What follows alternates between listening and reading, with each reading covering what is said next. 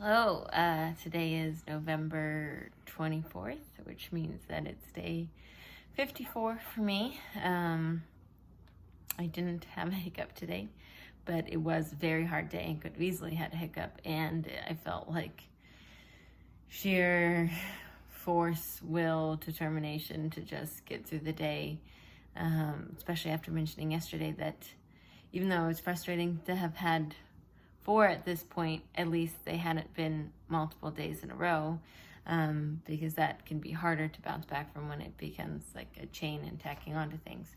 So today I feel like I was like pushing it. It's like a weird psychology. You want yourself to sabotage. You want like yourself to not be able to make it through and just break the one day habit and make it 2 days. And it's just so weird to have it feel like you're also your worst enemy and your biggest critique and your biggest fan. Like, nobody wants me to do better than myself, but also at the same time nobody is urging me to have a harder day than myself. And so I don't really understand how the two of those come into play with each other, only that it just feels like I'm my worst and best support at every moment through the day. Yeah, I don't know why I was feeling more anxiety today. I don't know if it's just been, it's been hard because work's been slow, and it's been sad with COVID, and it's sad with Thanksgiving and not being able to see family. And I don't know, but then maybe am I really sad about those things, or are those just things that you're supposed to be sad about? So I'm telling myself that that's what's causing it.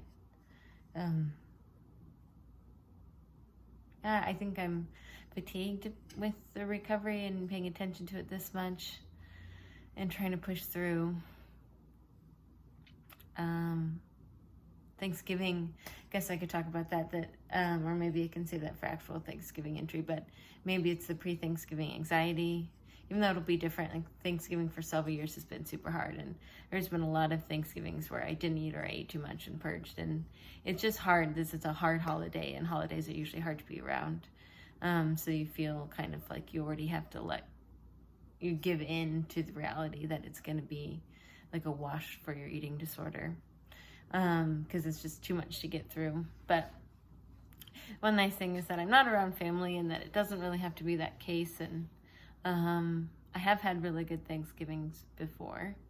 No food is too much food, and it is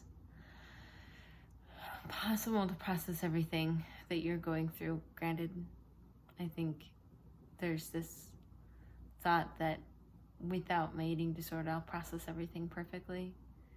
So what does processing better look like? What does it just mean to process authentically without self-harm? I mean, I think everyone has a little bit of self-harm in them when they're processing how they're getting through life. This one is just kind of an obvious, apparent one, but then I'm very familiar with. And I know there are, good things that happen. Like, I was able to do my exercise videos today with friends, and there's this moment when I was working out with people, and I was like, they don't know how I'm feeling today. They don't know that I feel like I overate today, or that I'm uncomfortable because I ate a lot in a small, I ate a big lunch in a small amount of time because of my anxiety. They don't know me. They don't know that, and that's okay. And they still think I'm great. I'm still able to show up, and so there's a bit of I'm still good even with this, and I don't have to feel like this ruins every part of me. And I don't have to feel like just because I overate and I'm uncomfortable, this day is a wash, or that I have to totally check out. I can still choose to be present, and it doesn't determine my day entirely. It doesn't determine who I am. And maybe that's something I need to spend more time thinking about, is, do I still really think that my eating disorder determines who I am, or have I learned to separate my own identity from the disorder? And what does separating my identity from the disorder look like? Who, if I were to, you know, remove myself and have an outer body experience and look at the disorder as it manifests in me. Yeah, who am I aside from that?